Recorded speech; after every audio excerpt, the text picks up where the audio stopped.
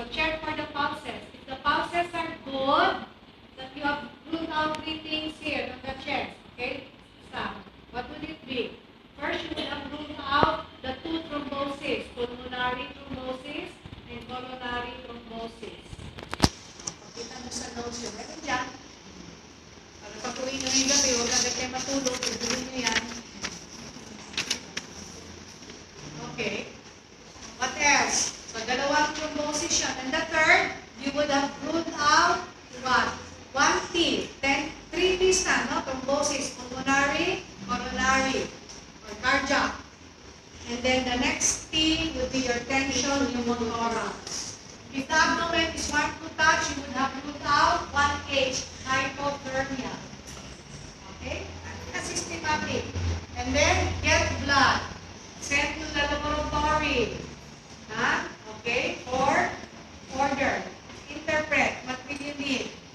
So check for glucose. So you will rule out hyperglycemia. Check for electrolytes, especially the potassium. So you would have ruled out hypokalemia and hyperkalemia. Okay? So know the normal values. Request for ABG.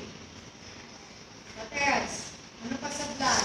Toxin. So 1P. Baka na-overdose ang pasyente. And lastly, check for cardiac enzymes, your troponin. Got it? Sige. So yan.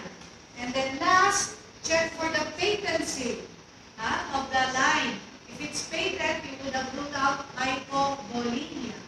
Kasi mamaya, black lang pala yung ano. And check for current blood loss. Yun. Then you would have corrected and correct now whatever. Okay. So, let's go to correction now. Kasi I just let you run through it. Assessment. Okay. For example, sasabihin ng ventilator, I'm not getting a good chest rise. What natin ang sabi natin sa good chest na pag walang chest rise? Oh, they think of Mr. Sopa. Okay. If the reader remind, oh yeah, Mr. Sopa. Okay. And then darating kayo ngayon kung kailangan mag-adjunct, kailangan ba mag-advance airway. That's how you correct it. And then, correct mo na yan, pati yung acidosis, correct mo na yun. Okay. With regards to the 3 T's dito, ang pwede nyo lang makorek, yung mga thrombosis, mahirap yan. Later na yan, di ba?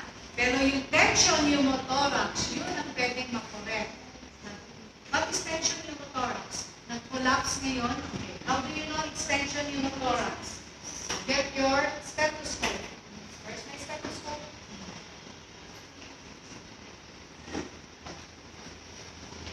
So what we, diba condition, no? You're not getting a good chest rise.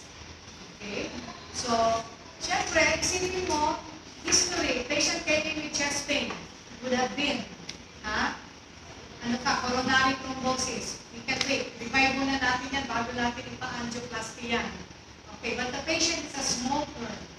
Emphysema can lead you to tension pneumothorax. So, meron pa lang nag-collapse na alveoli dyan that force the lungs to collapse. So, how will you know? Back here. So, kindly back and then listen to the breath sounds. Okay? Pag-back mo, absent breath sounds. Uy, maganda ang breath sounds. Maganda man ang breath sounds. I say absent breath sounds. Collapse, right lung. Tension pneumothorax. And if you can feel for that, although mahirap na yan, yung tracheal displacement, hirap yan. Okay? Absent breath sounds. Then you can do your, kahit nag-compress, you can do emergency thoracotomy, needling. Look for the second intercostal space. The doctor can do it very well, Doctora, in the ER. Second intercostal, okay, put the needle above the third ribs. Pasok mo yung needle. Marinig mo yung skin ng hangin, that's it. Expand mo yung lungs. Kaya yung hyperventilation, yun ang nakaka-cause din ng tension pneumothorax. Okay. Next, feel for that. Kung cold to touch hypothermia, what will you do? So, very easy for the nurses. Drop line, adjust the thermostat. IV line, heart fluid. Diba? Hypothermia can also give you cardiac arrest. Tapos yung 5, ano ngayon? Yung mga blood. Kung mababa yung blood sugar, less than 60, 40 na lang, what will you give? Doktora? D50 water. Okay, mataas, 250 naman yung sugar. Regular insulin. Okay. Potassium, 3.0 ang potassium. What is that? Hypokalemia. What will you give? The doctor will order. What will you give, doktora? What is doktora? Emergency, ha? Okay, so 40 mx of, so do not give potassium chloride bolus, ha? Tayo pasyente, never bolus. So the doctor will order. If it is like 7, what can you give? Insulin, regular insulin with glucose. Okay, toxins, depends on the toxin. So kung narcotics, naloxone will be there. Okay? Kung organophosphate poisoning, atropine, mga specific, no? Antidotes. Okay. And then ABG, 3.0 na lang ang pH. What is that? Acidosis. So what can you give also as a drug to increase the pH? So sodium bicarb. Okay, yung mga ganon. Okay.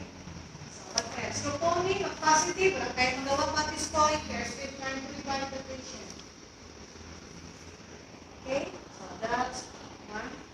So that is for your H and P's. 2 minutes is up. Start, analyze, and switch. Nasaan lang yung monitor?